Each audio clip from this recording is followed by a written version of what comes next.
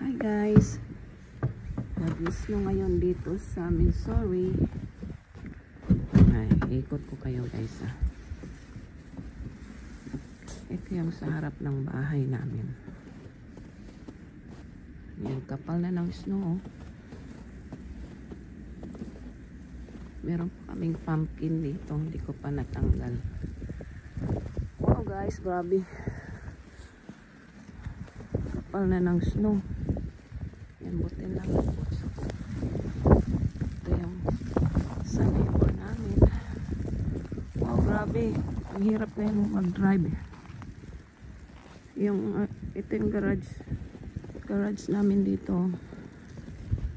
Tapos dito, ice guys. Ice yata. Yan, madulas. Kaya kung wala kayong lakad guys, mabuti makapiste kayo sa bahay. Yan, puting-puti yung sa palibot namin dito. Tingnan ko lang kung gaano kakapal yung snow.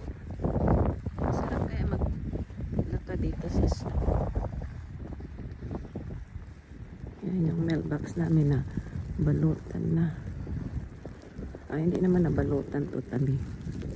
Pero yung daanan dito, ayan, balot na guys. So, yung isla niya siguro nasa 5 inch na. 5 inch. Tingnan ko yung sa unahan namin dito. Yan, di na makikita yung grass.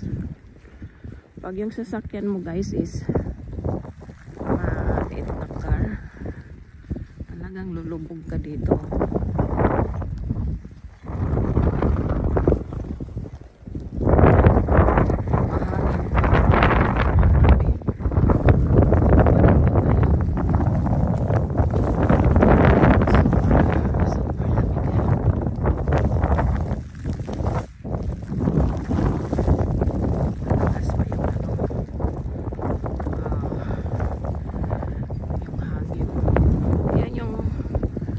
Namin nabalutan na ng ice. Ayan o. Yan, may icicle na.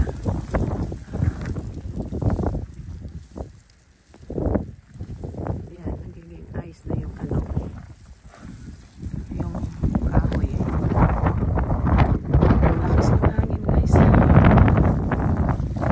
Nasapat tayo sa loob.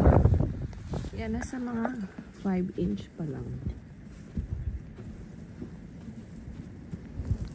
Ingat kayo guys, stay home kung wala kayong lakad. Yan yung mga halaman namin sa harap, puno na ng ano, snow. Linisan natin ito mamaya itong ano, harap kasi napuno na ng snow. So yan lang guys, ingat kayo.